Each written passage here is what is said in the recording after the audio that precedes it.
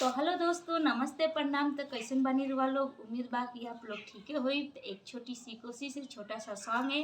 तो प्लीज़ दोस्तों कमेंट करके ज़रूर बताइएगा कि सॉन्ग कैसा लगा आप लोग को। तो सॉन्ग है हमारा, अरे लावेला नसाला ई मसाला कब कीन के, मुर्गा बना के खाला मंगरो के दिन के।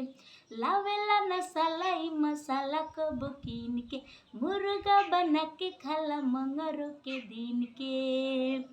त सासू जी से झगड़ा भइल त कही दिहनी पागल, बलमुआ मारे लागल, बलमुआ मारे लागल। अरे लावेला नसाला ई मसाला कब कीन के, मुर्गा बना के खाला मंगरो के दिन के। लावेला नसाला ई मसाला कब कीन के, मुर्गा बना के खाला मंगरो के दिन के।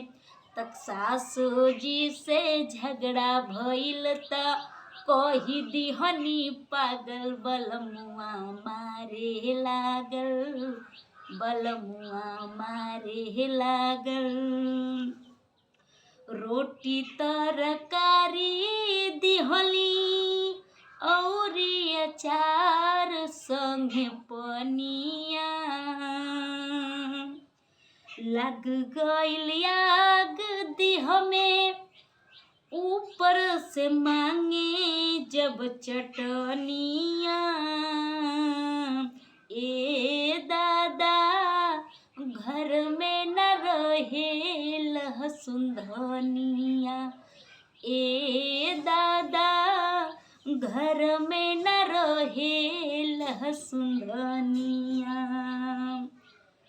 अरे धैल उ झोटा उठवलस उ सोटा, पूरा न कैनी जे मांगल, बलमुआ मारे लागल, बलमुआ मारे लागल।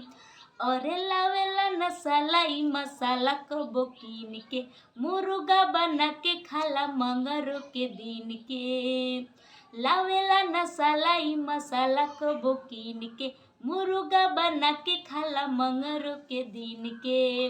त सासू जी से झगड़ा भइल त कही दिहनी पागल, बलमुआ मारे लागल, बलमुआ मारे लागल।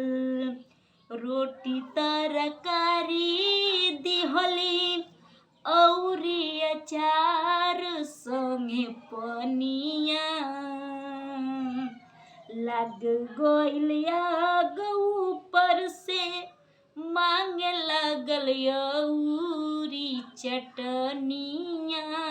ए दादा घर में न रहे लहसुन धनिया, ए दादा घर में न रहे लहसुन धनिया। धैलस उ झोटा उठवलस उ सोटा, पूरा न कैनी जे मांगल, बलमुआ मारे लागल, बलमुआ मारे लागल। तो प्लीज़ दोस्तों आप लोग कमेंट करके ज़रूर बताइएगा कि सॉन्ग कैसा लगा आप लोग को। एक प्यारा सा कमेंट में अपना आशीर्वाद ज़रूर दीजिएगा। और मेरी तबीयत भी अभी ज़्यादा अभी सही नहीं है उतना, फिर भी हम आप लोग के बीच में छोटा छोटा सा ब्लॉग डालते रहेंगे रेगुलर, ताकि आप लोग को भी लगे कि हमारे जो भी हैं दर्शक, हमको भी लगे कि आप लोग हमारे साथ हमेशा की तरह जुड़े हुए हैं अभी भी। तो नमस्ते प्रणाम और हर हर महादेव।